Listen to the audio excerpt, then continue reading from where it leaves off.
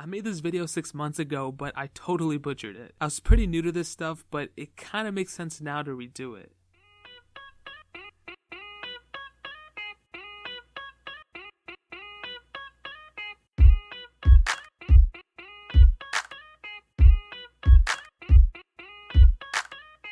The iPhone 5S came out in 2013, making this phone almost 4 years old. Looking around the body, I think it's still one of the greatest looking phones I've ever seen. It has the usual iPhone button placement with a fingerprint sensor on the front, which is still pretty good, and it's only gotten better with the past updates. The screen on the front is a 4-inch IPS display. It's a little bit less than 720p, but it's not that bad. Since it's smaller, it's pretty hard to differentiate the pixels and whatnot, so the quality of the screen isn't that bad at all, and pictures and images and videos, they all seem pretty clear through it. Looking at the rear, we have a 8 megapixel camera on the back, which is still a pretty dope camera. Low light shots are honestly not good on this thing, but outside shots you can barely tell the difference. It shoots videos in 1080p, which I understand is not good, and your toothbrush shoots videos in 1080p, and my mom shoots videos in 1080p and whatnot, but at the time it was a really dope sensor, and it's held up pretty well so far. It shoots slow-mo videos too, which I find pretty sweet. The front camera has a 1.2 megapixel sensor,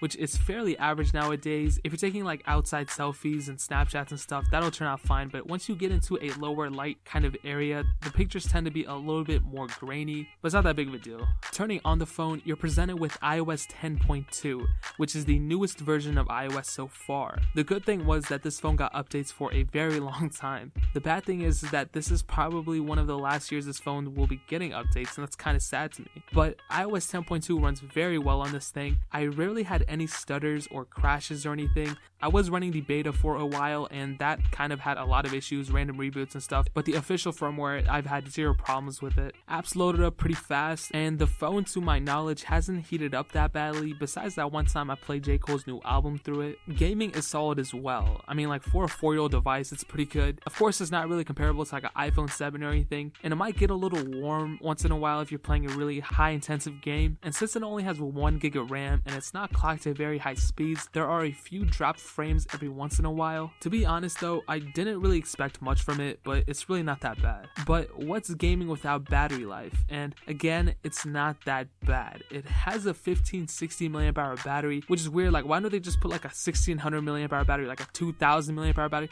Why they got put like a 1560 milliamp hour battery? Like, where they come up with that number? But anyway, 1560 milliamp hour, which sounds horrible, but Apple has one of the best battery management softwares out there. And yeah, you might have to charge it by the end of the day on heavier usage, but if you're a little conservative about it, I'm sure you could go a full day without charging it. These things were on sale on Black Friday for $99 at Walmart, which was a super awesome deal, and even though it's somewhat old, I still think it's worth picking up today. Yeah, if you have a choice between this or like an iPhone 7 or something, get the iPhone 7, but if you're hesitant or you just want to try out an iPhone or maybe see what iOS is all about, I would say pick up an iPhone 5S for around 150, 120, maybe even $100 and test it out.